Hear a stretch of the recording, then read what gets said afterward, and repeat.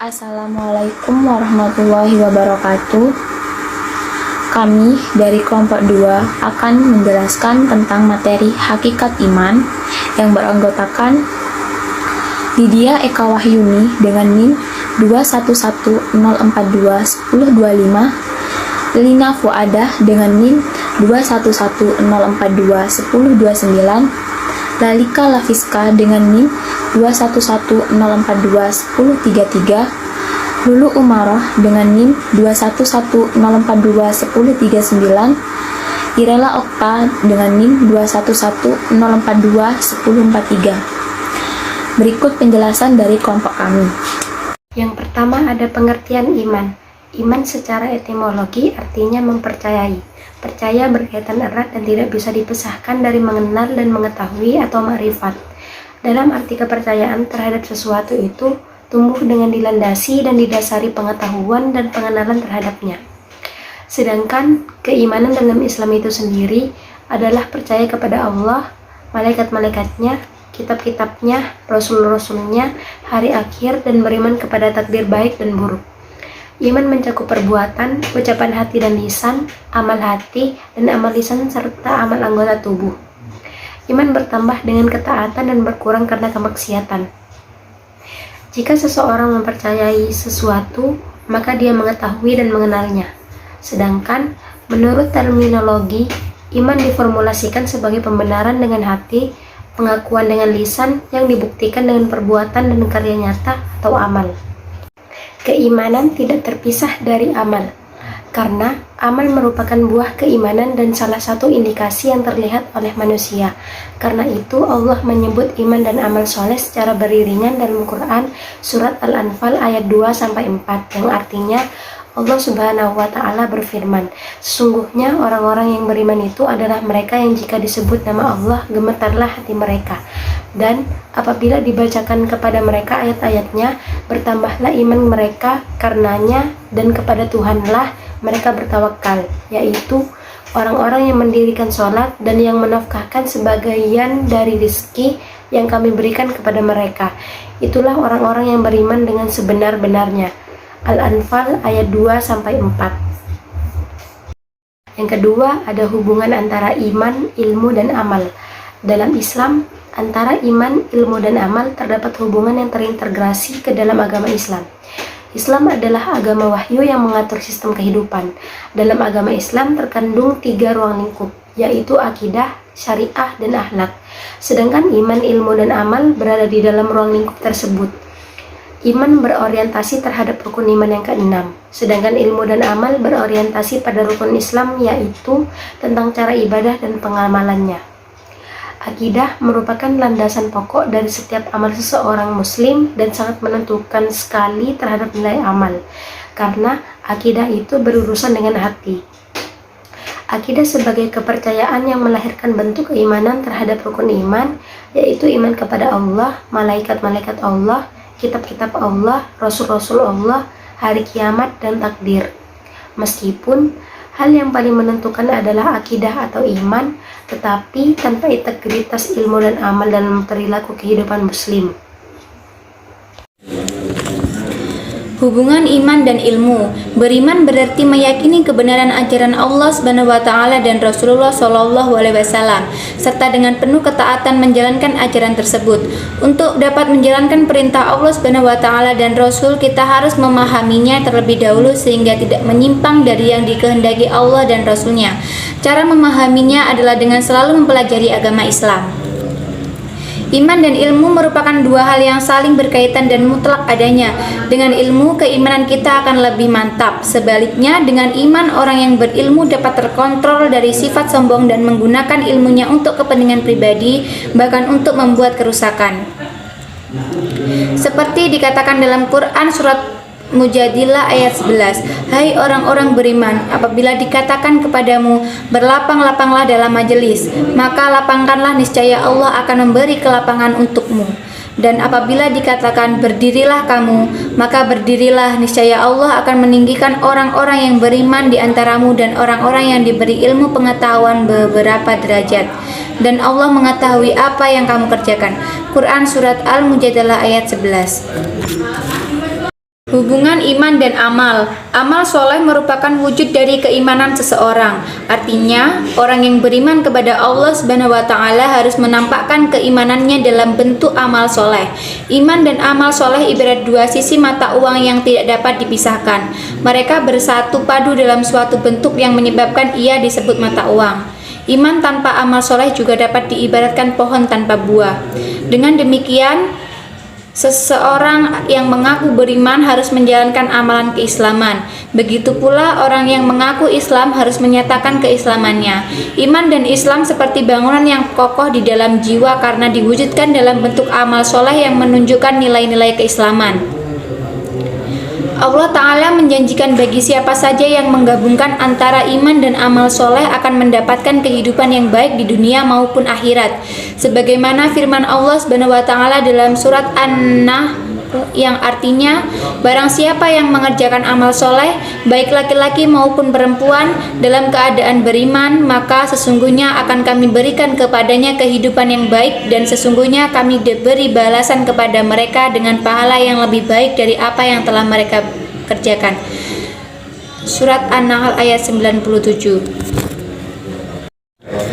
Hubungan amal dan ilmu. Hubungan ilmu dan amal dapat difokuskan pada dua hal. Pertama, ilmu adalah pemimpin dan pembimbing amal perbuatan.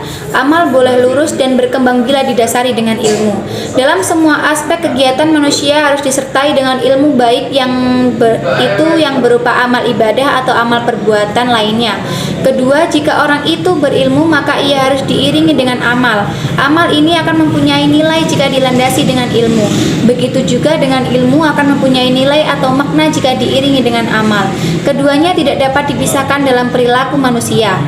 Keimanan yang dimiliki oleh seseorang akan jadi pendorong untuk menuntut ilmu, sehingga posisi orang yang beriman dan berilmu berada pada posisi yang tinggi di hadapan Allah, yang berarti juga rasa takut kepada Allah akan menjiwai seluruh aktivitas kehidupan manusia untuk beramal soleh. Karakteristik dan sifat orang beriman. Mukmin adalah istilah dalam bahasa Arab yang sering disebut dalam Al-Quran yang artinya orang beriman, dan merupakan seorang muslim yang mengikuti seluruh kehendak Allah dan memiliki iman yang kuat dalam hatinya. Dan ada istilah lain yang menyatakan bahwa orang mukmin tidak serta-merta berarti orang beriman. Selain itu, mukmin dapat juga dikatakan sebagai seorang yang memberikan keamanan atas Islam. Dalam Al-Quran dijelaskan, orang-orang Arab Badui itu berkata, "Kami telah beriman." Katakanlah, "Kamu belum beriman." Tetapi katakanlah, "Kami telah tunduk." Karena iman itu belum masuk ke dalam hatimu. Dan jika kamu taat kepada Allah dan Rasul-Nya, Dia tidak akan mengurangi sedikit pun pahala amalmu. Sesungguhnya Allah Maha Pengampun lagi Maha Penyayang. Surat Al-Hujurat ayat 14. Berikut beberapa contoh karakteristik orang beriman. Pertama, mereka menjadikan Allah dan Rasul-Nya lebih mereka cintai daripada anak, istri, harta, benda, dan segalanya. Katakanlah, jika bapak-bapak, anak-anak, saudara-saudara, istri-istri, kaum keluargamu, harta yang kamu usahakan, perniagaan yang kamu khatiri kerugiannya, dan tempat tinggal yang kamu sukai adalah lebih kamu cintai dari Allah dan Rasul-Nya dan dari berjihad di jalannya, maka tunggulah sampai Allah mendatangkan keputusannya. Dan Allah tidak memberi petunjuk kepada orang-orang yang fasik. Quran Surat 9 ayat 24. 2. Orang yang beriman tidak akan izin untuk tidak ikut berjihad. Orang-orang yang beriman kepada Allah dan hari kemudian tidak akan meminta izin kepadamu untuk tidak ikut berjihad dengan harta dan diri mereka. Dan Allah mengetahui orang-orang yang bertakwa. Sesungguhnya yang akan meminta izin kepadamu hanyalah orang-orang yang tidak beriman kepada Allah dan hari kemudian, dan hati mereka ragu-ragu. Karena itu, mereka selalu bimbang dalam keraguannya. Quran Surat 9 ayat 44-45. Mereka selalu mendengar dan taat jika Allah dan Rasul-Nya memanggil mereka untuk melaksanakan sesuatu perbuatan.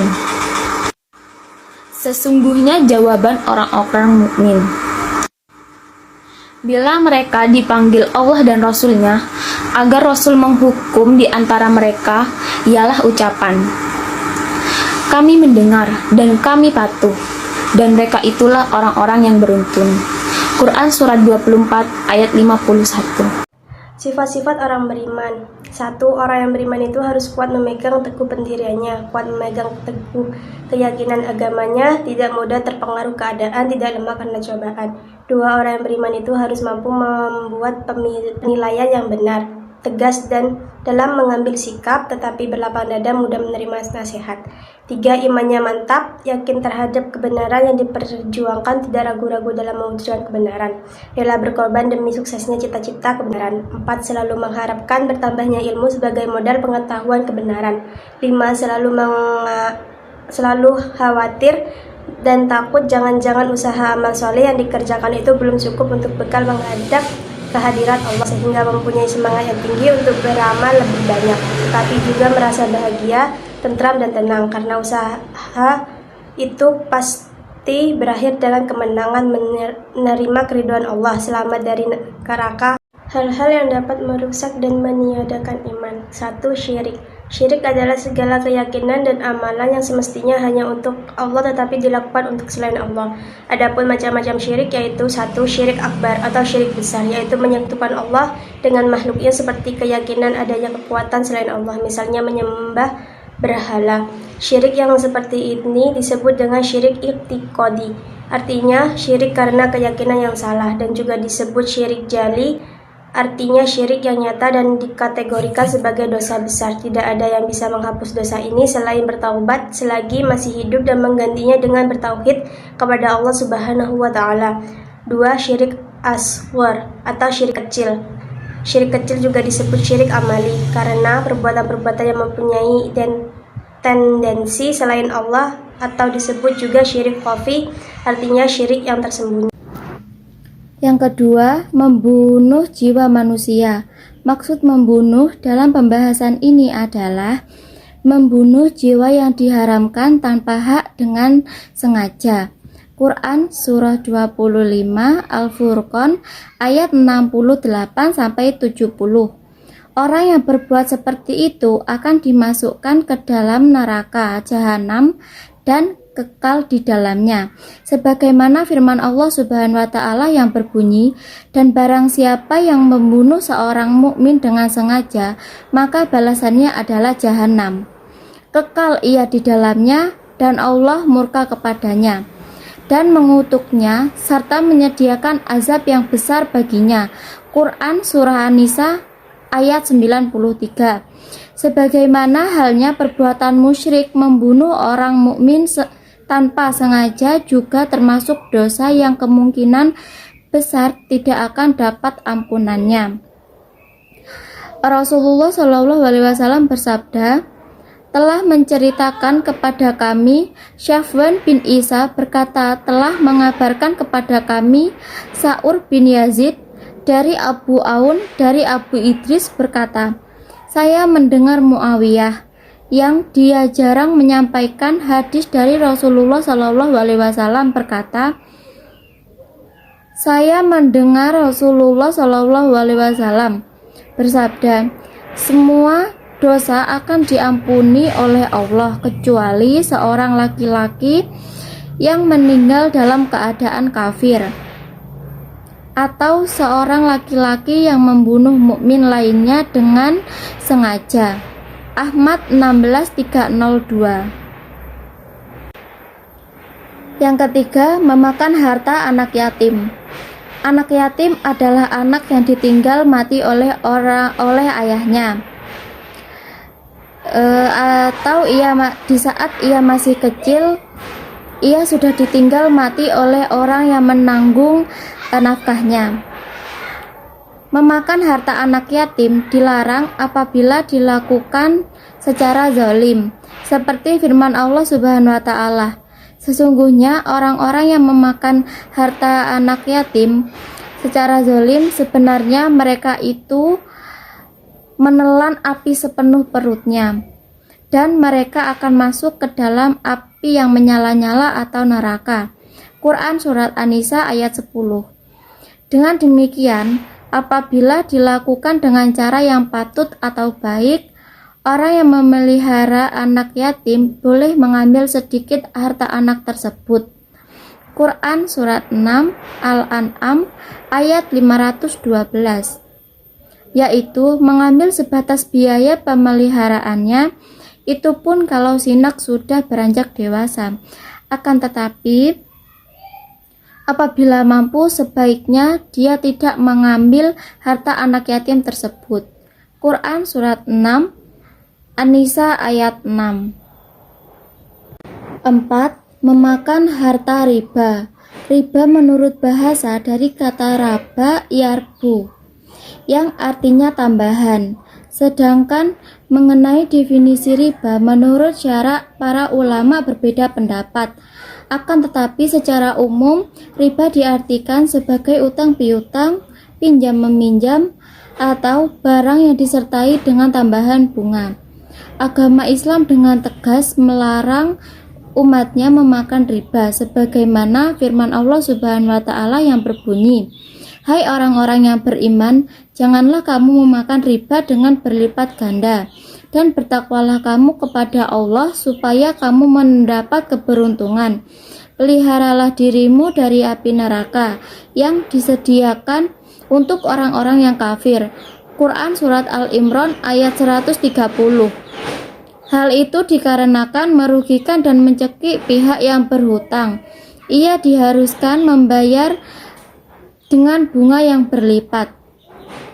Seandainya terlambat membayar, bunganya pun akan terus berlipat. Perbuatan seperti itu banyak dilakukan di zaman jahiliyah dan para ulama menyebutnya istilah riba nasi'ah. Dari Abu Sa'id Al-Khudri, beliau berkata, sesungguhnya Rasulullah SAW bersabda, "Janganlah kalian menjual emas dengan emas, kecuali sama timbangan beratnya, dan janganlah kalian melebihkan sebagian dari sebagian yang lain. Dan janganlah kalian menjual perak dengan perak, kecuali sama berat timbangannya. Dan janganlah kamu melebihkan sebagian dari sebagiannya. Dan janganlah kalian menjual yang tempo atau utang dengan yang tunai atau mutafakun alaih." Sekian penjelasan dari kelompok kami. Apabila ada tutur kata yang kurang berkenan, mohon dimaafkan. Wabillahi taufiq wal hidayah. Wassalamualaikum warahmatullahi wabarakatuh.